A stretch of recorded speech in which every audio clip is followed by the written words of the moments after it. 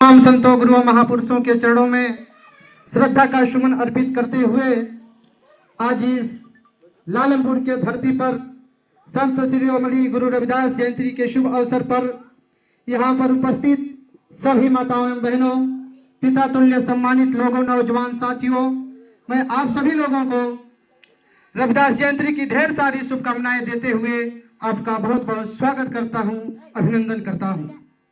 साथियों, कुछ लोग कहते हैं कि जुलूस निकालने से, रविदास जयंती मनाने से, अंबेडकर जयंती मनाने से क्या होता है, तो मैं उनको बताना चाहता हूं कि इससे सिद्ध होता है कि हम अभी जिंदा हैं, अटल हैं, अभी हम रास्ते से हटे नहीं हैं और हम अपने हार न मानने वाले स्वाभिमान का प्रमाण देना चाहते हैं। हम ये दिखाना चाहते हैं कि जिस व्यवस्था के तहत हम गुलाम हुए, उस व्यवस्था को हम ज्यादा दिन तक टिकने नहीं देंगे, उस व्यवस्था को हम जड़ से उखाड़ कर फेंक देंगे। साथियों, जिस तरह से रविदास जयंती के शुभ अवसर पर यहाँ पर लोग इकट्ठा हुए हैं, ऐसे ही पूरे देश में पूरे धूमधाम से रविदास जयंती मनाया जा रहा है। आज मैं लालनपुर के उस नौजवान साथियों को धन्यवाद देना चाहता हूँ जिनके त्याग और समय के बदौलत इस कार्यक्रम का आयोजन किया गया है। उनको मैं हृदय की गहराइयों से धन्यवाद देना चाहता हूँ। अगर नौजवान ना होते, नौजवान इसमें अपनी भागीदारी नहीं दिखाते, तो शायद यह कार्यक्रम ना हो पाता। इसके लिए मैं चाहता हूं कि आप यहाँ पर जितने लोग उपस्थित हैं, उन नवयुवक मंगल दल के लिए ताली बजाकर स्वागत कर दीजिएगा। उन्हीं के दिन है कि आज हम उपस्थित हैं, रविदास जी की डोला घुमा। इसके लिए आप लोगों को बहुत बहुत मैं धन्यवाद देता हूँ। साथ ही मैं इस रविदास जयंती के शुभ अवसर पर मैं रविदास जी के जीवन के बारे में कुछ चर्चा करना चाहता हूँ। साथियों, रविदास जी लगभग 14वीं शताब्दी में जन्म लिए थे। इनका जन्म बनारसी के श्री गोवर्धनपुर गांव में हुआ था। उस समय उसको मांडूगढ़ बोला जाता था, वर्तमान में उसको मड़ुवारी कहते हैं। साथियों, हमारे रविदास जी को यह दिखाया गया कि रविदास जी जूता और चप्पल सिलने का काम करते थे। इसलिए मैं आपसे एक सवाल पूछना चाहता हूँ, क्या एक जूता और चप्पल सिलने वाले व्यक्ति को पूरे भारत के व्यक्ति जान सकते हैं? या आपके सिपाह बाजार में कोई व्यक्ति जूता सिलता है तो उसको मधुबन के लोग जानते होंगे, मऊ के लोग जानते होंगे? नहीं जानते होंगे।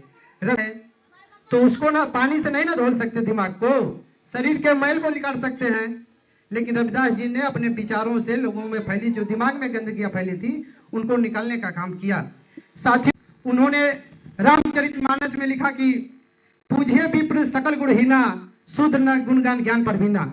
अर्थात शूद्र चाहे कितना भी महान काम कर ले, शूद्र का मतलब कि आज की जो ओबीसी जातियां हैं, एससी एसटी जातियां हैं, जिसमें कहार, कश्यप, केवट, मल्ला, बिंद, बाथम, तुरा, भौर, राजभर, कुहार, अहिर, चौहान सभी जातियां आती है। जो 52% की जातियां भारत में निवास करती है, वो पढ़ लिख कर चाहे कितना भी विद्वान बन जाए, उनकी पूजा नहीं होना चाहिए।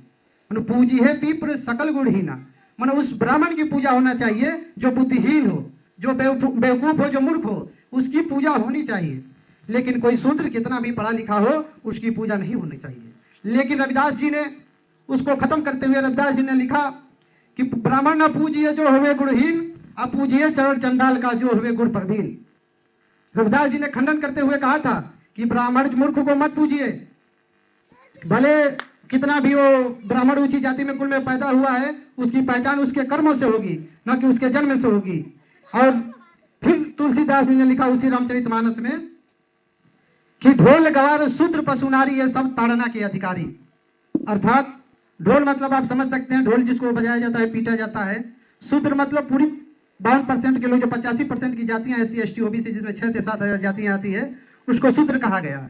शूद्र। अब फिर ढोल को आप जानते ही हैं, और पशु मतलब जानवर और नारी। मन को इन लोगों को जितना पीटेंगे आप, उतना आपके बस में रहेंगे। मतलब तुलसीदास जी ने पूरे राष्ट्रीय पैमाने पर महिलाओं को अपमानित करने का काम किया। ये सब इनको पीटना चाहिए, तब आप उनके साय में रहेंगे, उनके बस में रहेंगे।